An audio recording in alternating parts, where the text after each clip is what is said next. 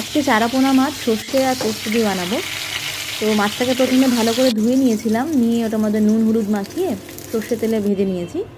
ওই সর্ষের তেলেই একটু কালো জিরে ফোড়ন দিয়েছি, আলু দিলাম, তারপরে নুন আর হলুদ দিয়ে আর একটু কাশ্মীরি লঙ্কা দিয়ে ভালো করে নাড়াচাড়া করে তারপরে ওটাতে একটু পোস্ত আর সর্ষে বাটাটা দিলাম।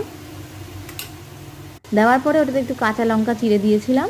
একটু নাড়াচাড়া করার পরে প্রয়োজন মতন জল, যেরকম ঝোল আপনাদের পছন্দ সেরকম দিয়ে একটু ভালো করে ফুটিয়ে নেবেন ঢাকনা দিয়ে। তারপরে ওই ঝোলটাতেই মাছ যেটা ভেজে রেখেছিলাম সেটা দিয়ে দিলাম। দেওয়ার পরে ওপর থেকে আমি একটু ধনেপাতা ছড়িয়ে দিয়েছি যাতে গন্ধটা ভালো আসে,